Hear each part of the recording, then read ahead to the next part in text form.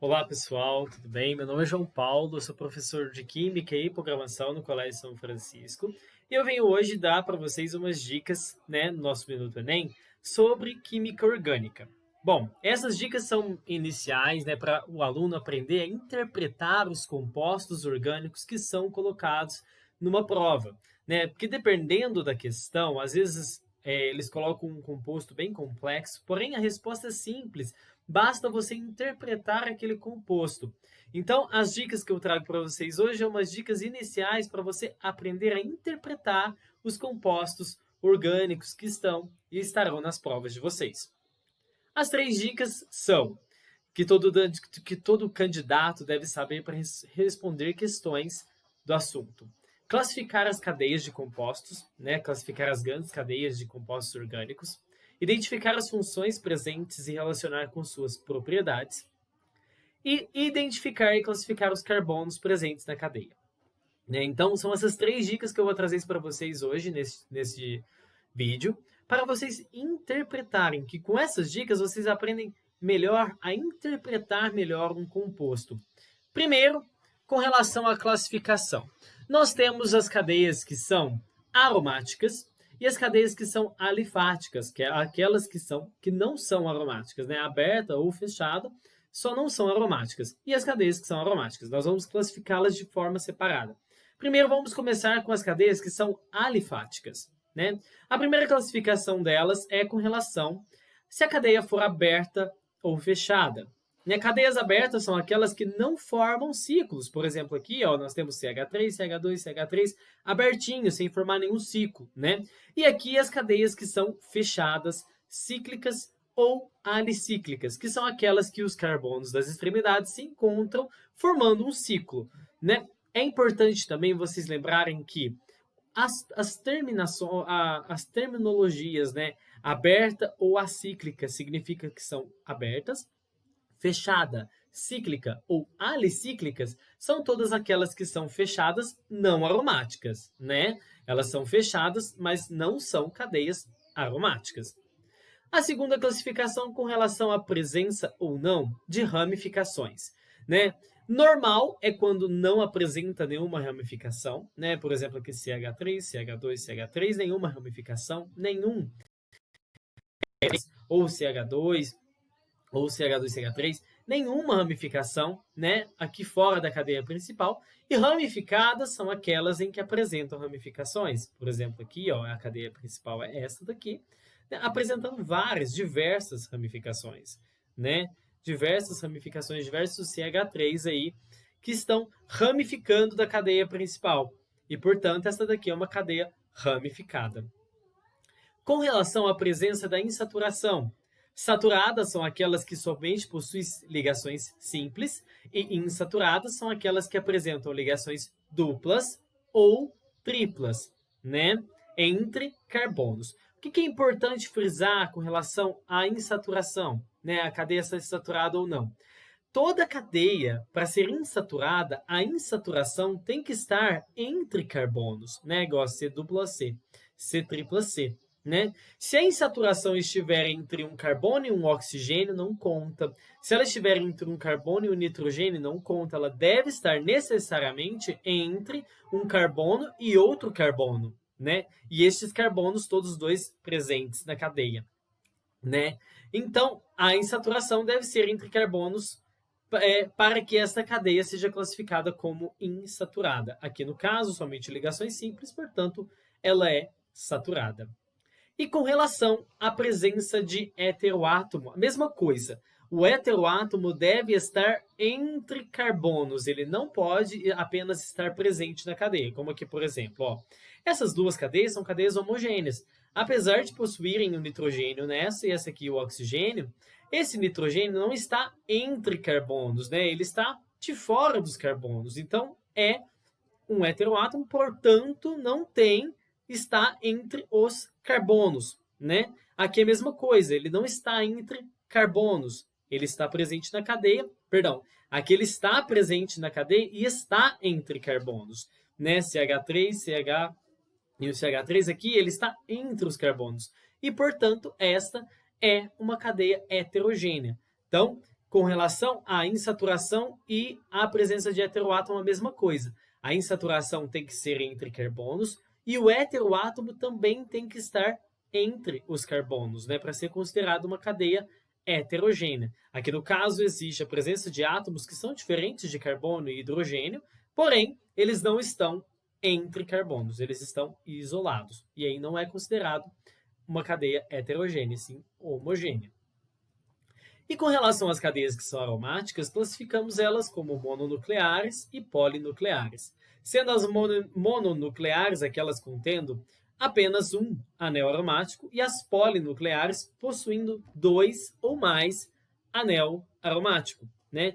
E elas são classificadas, as polinucleares, em duas novas subclassificações, né? Núcleos isolados, que é quando existe aí existe um carbono entre, né, separando os núcleos, né, os núcleos estão separados, né, seja por qualquer outro átomo, né? E aqui, núcleos condensados é quando os núcleos estão muito juntinhos, estão todos unidos, né? E elas são considerados de núcleos condensados. Lembrando que para um composto ser aromático é necessário que ele possua as duplas alternadas, né? Para haver aqui então um movimento de ressonância dessas duplas. O que são duplas alternadas? Dupla sim, aqui não tem dupla, dupla sim, aqui não tem dupla, aqui dupla sim, aqui não tem dupla, e assim sucessivamente. Isso são duplas alternadas, classificando este como um composto aromático, um anel aromático. Bom, informações importantes, então, que a gente reúne com relação a isso é que o heteroátomo deve estar posicionado entre os carbonos para que a cadeia seja considerada heterogênea, e a insaturação também deve ser entre carbonos para que a cadeia seja considerada insaturada.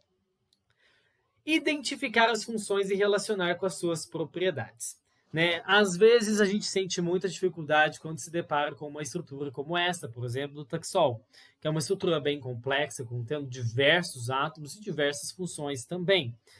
O que é importante? Primeiramente, calma, para você ir organizando as funções presentes. Por exemplo, aqui ó, nós temos todas essas em vermelho, funções do tipo éster, né? Estas em azul, funções álcool. A presença desse OH aí, ó, né, traz a função do tipo álcool. Se tivéssemos aqui ó, um OH ligado a um anel aromático, seria um fenol. Um OH ligado a um carbono de dupla, um enol, né, que são as variantes da função álcool.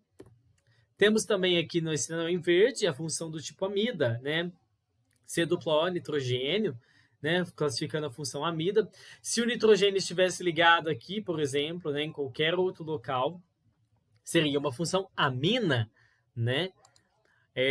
Aqui, um C-O entre carbonos, a função cetona, e aqui o oxigênio como um heteroátomo na cadeia, classificando aqui a função éter.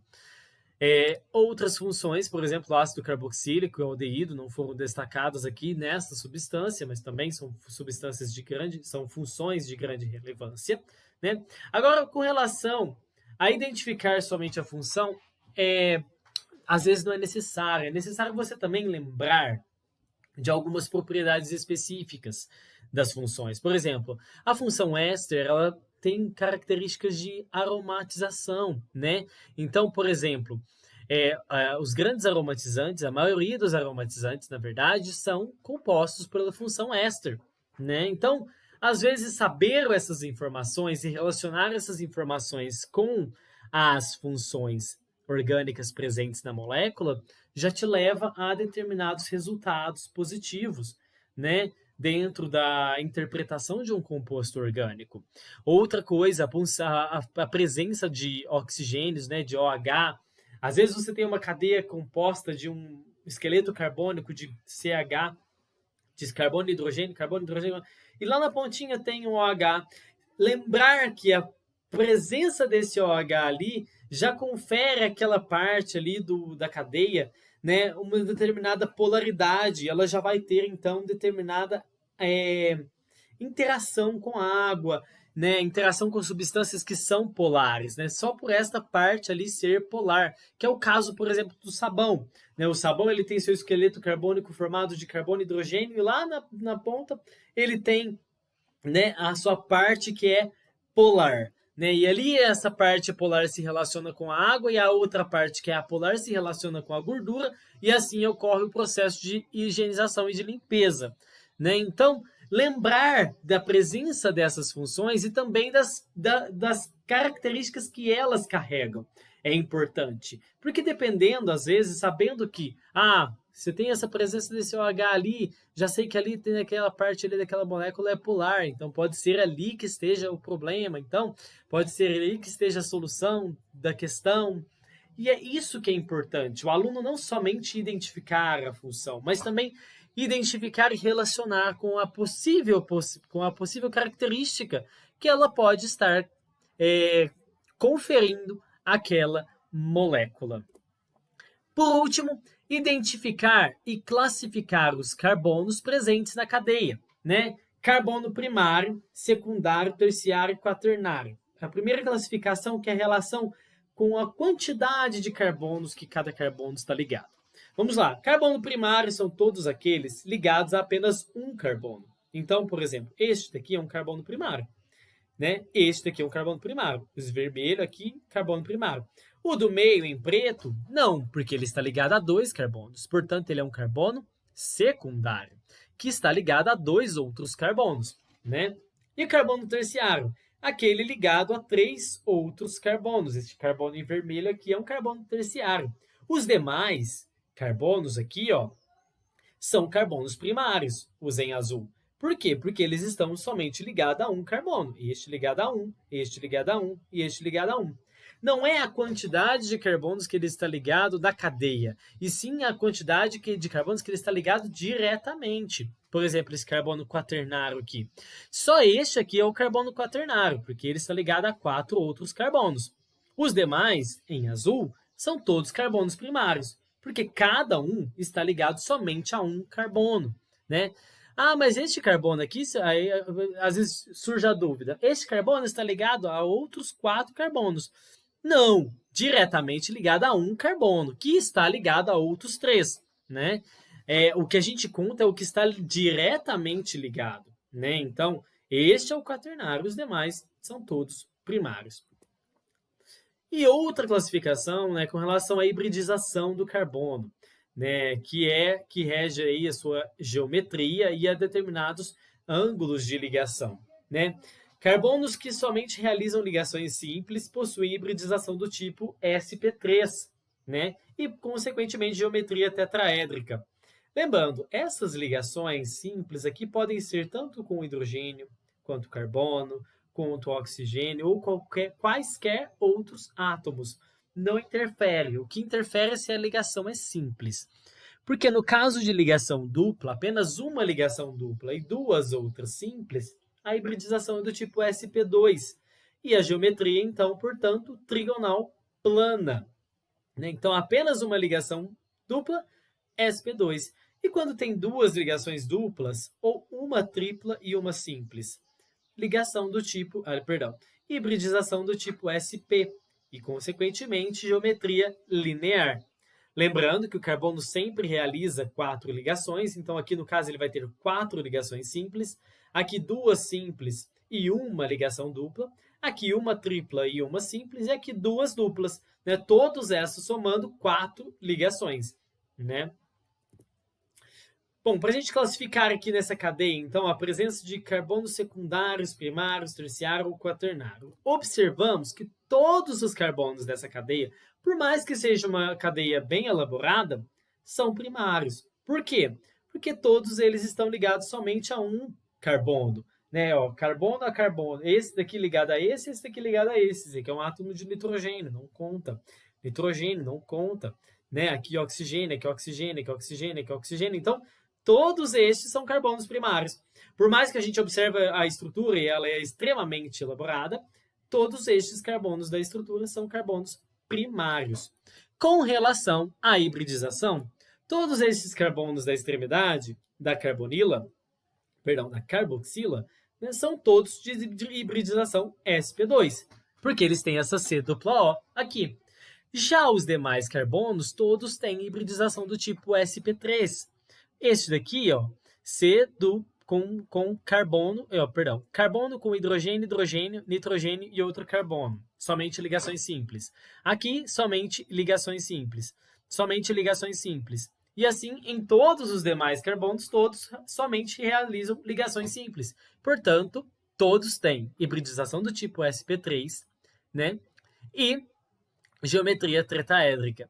É esse daqui que tem hibridização do tipo sp2, geometria trigonal plana.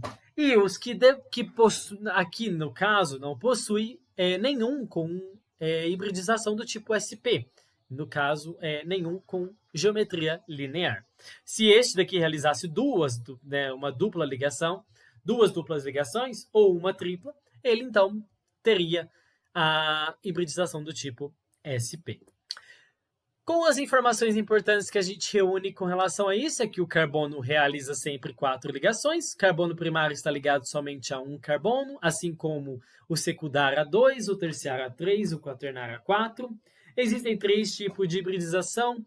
Aquela SP, 2 duplas ou uma tripla. SP2, uma dupla. Ou SP3, apenas ligações simples, né? O que é que eu trouxe essas dicas para vocês? É para vocês identificarem os compostos e interpretar esses compostos.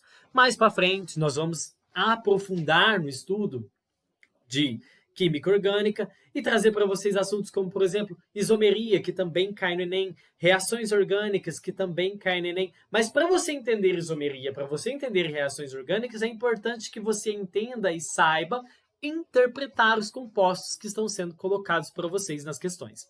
Por isso eu trouxe essas dicas para vocês hoje. Peço para que vocês fiquem ligados nas redes sociais do Colégio São Francisco, tem muita coisa legal lá, né? E também ligado aqui no nosso canal do YouTube, que tem bastante coisa e mais coisas serão colocadas com relação ao Minuto Enem. Tá joia? Fiquem com Deus, muito obrigado pela atenção de todos vocês e até uma próxima.